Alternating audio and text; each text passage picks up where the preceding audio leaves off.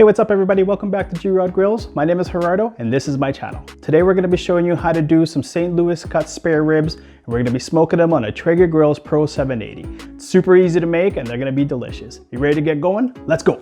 All right, so here we've got a full-size spare rib. What we're going to do is I'm going to start off by trimming it down, and essentially what I'm going to do is I'm just going to cut out this breastbone that's here to square it off, and I'm going to trim off the ends, and then we're going to end up with a nice perfect little rack here. What we're going to do here is if you feel this, if you have a full-size spare, you're going to have this kind of big chunky bone here. What you're going to want to do is kind of feel, and you can see, or you can almost feel where that joint is and see where that moves. So what we're going to do is we're going to cut along that line. So for this guy here, it's right along this line here. So take a really sharp knife and you're going to cut down.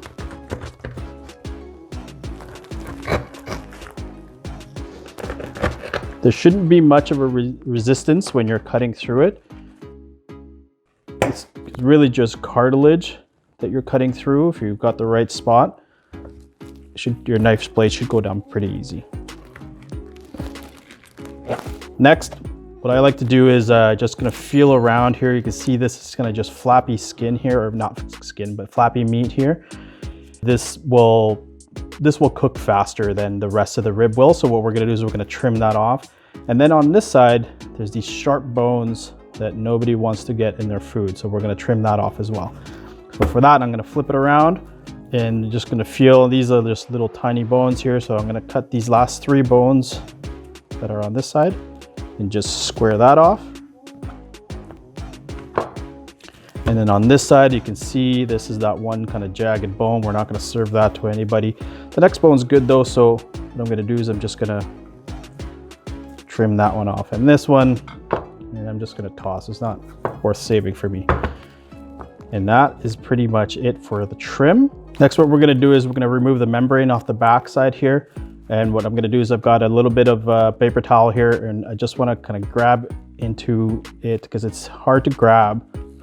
And then what I like to do is if you just kind of bend it, if you bend it like that, you should be able to sneak your finger in, all the way in.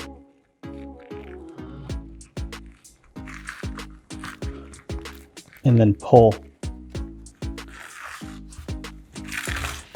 You're not gonna get it all. Sometimes you don't get it all. Most of the time it does come off on its own, no issues. But this is easy from here, right? So you can just keep grabbing. And again, my hands are a little slippery in these, with these gloves on, but it's a lot easier to do when you're doing it. You could also just take a paper towel and dry it off. There you go, membrane's all gone. An alternative to removing the membrane is you don't have to take it off. People say, oh, it stops the smoke. I haven't really seen that huge of a difference, but what I do like to do if you're really in a hurry, you take your knife and just score it all different ways, just to make sure that you're ripping that membrane across or cutting that membrane all the way throughout. And you're really not gonna have any issues. The ribs are still gonna be just as tender and as delicious as if you had taken it off. Look at a nice little square rib here. That's gonna be our St. Louis cut rib. These guys here, I'm gonna trim up as well. And I'll season them just the same as the rib itself, and I'll cook them just along, but I'll pull them off and put them in some sauce afterwards and just make a little bit of rib tips with those as well. Okay, now that we've got our ribs nice and trimmed up, the next piece is seasoning. And I like to start on the back side here. I'm gonna be using Tailgater's Party Rub. This is really good on anything. Put it on the piece of shoe and it's gonna taste delicious. That is amazing. And then we're gonna be using this Suckle Buster's Honey Barbecue Rub. This is a pork and chicken rub. It works really well with ribs in my opinion. I like my ribs a little sweeter. We're just gonna cover it nice, no binder needed. Just gonna cover it all the way through. Make sure you get a good even coating. You've seen this done lots. You can also use just salt and pepper, and that works perfect. I've used that lots as well, so works really, really good. And then I want honey barbecue one. This is gonna give you some color as well.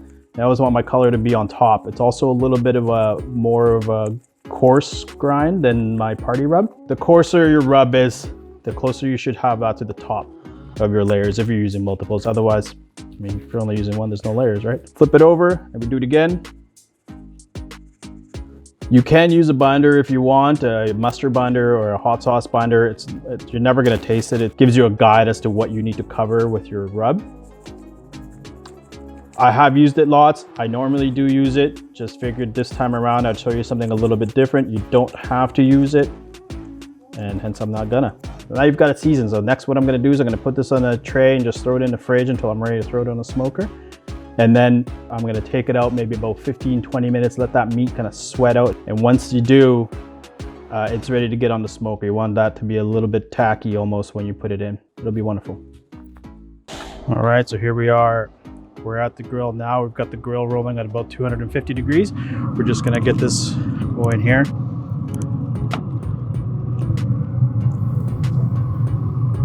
Now, one really important thing here is that you're gonna wanna kind of compress your ribs and make it the shape that you want it to be here, because whatever shape you leave it on here at, that's the shape that you're going to get out of your rib when it's finished. So here we are, nice pressed in, same spot pretty much on either side of that grill, but we're good to go there. I'm not even gonna look at it for the next hour and a half, maybe 2 hours. What we're looking for here is going to be color. I don't care what the internal temperature is, just the color. If the color is perfect, then I'm gonna take them out and then I'm going to wrap them up and go from there. Okay, so here we are. As you can see, the color is looking pretty good. Oh, that's looking pretty nice. Just gonna give it a little bit of a spritz here. This is just apple cider vinegar mixed with, normally I would use apple juice, but today I only had pineapple juice, so I'm just using that. Color's looking pretty good already, so maybe I'll give it another 20 minutes or so, and then I'm gonna take it out, wrap it up, and we'll get it back on the grill. Okay, so here we are. So now we've got our racks here. So you can see a nice, beautiful little bend on them. They look gorgeous. So what we're gonna do is we're gonna put them face down. In here, I've got some butter, some honey drizzle, and more of that Suckle Busters rub in there. We are going to then put this face down on that. And then over top, I'm going to repeat exactly what I did on top there. 2 pads or 3 pads of butter. And then I'm going to drizzle some honey again. And then give it a shake of some of this rub. So now we're going to then wrap it. And I'm gonna double wrap here, but one at a time. And you wanna make sure that it's as tight as you can get it, but try not to rip any of the sides. And that's why we're also double wrapping, so that we don't rip. Now, as you can see, I've left a bit of a opening here. And what I'm gonna do in there is I'm just going to either spray, get in there. Just give it a few squirts of the spritz that I used, just to kind of introduce a little bit more moisture. And then we're gonna seal this up real nice and wrap it again. And that's it. So that guy is wrapped now. I am going to I'm actually gonna put these in a tray. I mean, at this point, it doesn't matter. They can go directly on the grill like that. I'm gonna put them in a tray just in case there is a puncture in this foil anywhere. And if there is, then the tray will catch all the juices and it won't drip all over my pan underneath. But that's pretty much it. So I'm gonna do this one more time for the other rack that I have here, and we'll go from there. All right, so it's been about an hour and a bit here. I'm just gonna give these a feel, get these opened up a little bit. Color is fantastic. I'm just gonna feel for tenderness. I'm not really looking for temperature, just tenderness. Making sure that I'm going through. Oh yeah, it's just sliding in like butter. And if we're looking at a temperature, I don't know if you can see that, it's 212, oh, 209, must have hit a bone there. So these are done. I'm gonna go ahead and pull these out. And again, the biggest thing is feel. Don't worry about your temperature too much. It doesn't matter. Once you've got it in here and it's wrapped, ready to go, it's gonna be done. You're not gonna run into anything that's gonna be undercooked. You're ready to go here. What I'm gonna do is I'm gonna take these inside and we'll finish them off. I'll show you how we do that.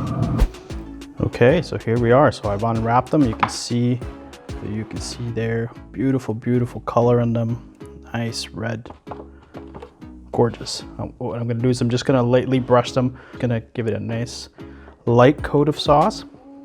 And now these ribs are done. Like, you could just put them on your barbecue right now, back on the grill, unwrapped for a good half an hour or so just to firm them up. But, you know, I'm gonna add a little layer of almost like a glaze to these ribs. It helps if your barbecue sauce is warmed up. So you might wanna throw it in the microwave for a little bit. That'll just help with this kind of spread. You don't have to do that. I think it just looks prettier. And what we're gonna do is we're gonna throw these back on the barbecue. I'm gonna turn up the temperature to about 300 degrees. We'll finish them off for another 15 to 20 minutes until that sauce gets a little bit sticky. I'm gonna keep them in this pan just like they are right now. Just easier for me to transport. Just gonna set them right back where they were for another 15 to 20 minutes. But that's it. All right, so here we are. This is the finished product here. You can see, hopefully that comes through pretty good. Fantastic. Check this out. That's what you want. Beautiful bend, not ripping apart. This is gonna have a perfect bite. This is gonna be perfect. Exactly what you want here. So I can't wait. So I'm just gonna cut right into it. Just, oh, delicious.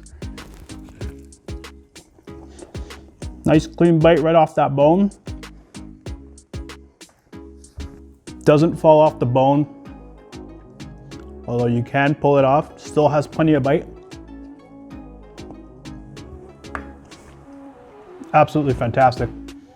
If you wanted to have them fall off the bone where you can just peel the bone right off, what you could do is just leave it in the wrap a little bit longer, maybe 2 hours or so. I did mine just under an hour and a half. Let it braise a little bit longer and you'll see the bone pulls back quite a bit more. You can see on this one it's pulled back, but it would pull back a little bit more and it would just be soft as butter. You could also then, when you put it back on the grill with the sauce, just let it go a little bit longer. This was back in there for about 20 minutes just to let the sauce set. This is perfect. This is exactly how I like them. I like them with a little bit of bite. I want it to kind of stick to the bone still when it's done. If you like what you saw here today, please consider subscribing and don't forget to hit that like button. If you have any questions or you have any comments, drop them in the comments below. And until next time, I'll catch you on the next G-Rod Grills. I'm gonna go eat some more.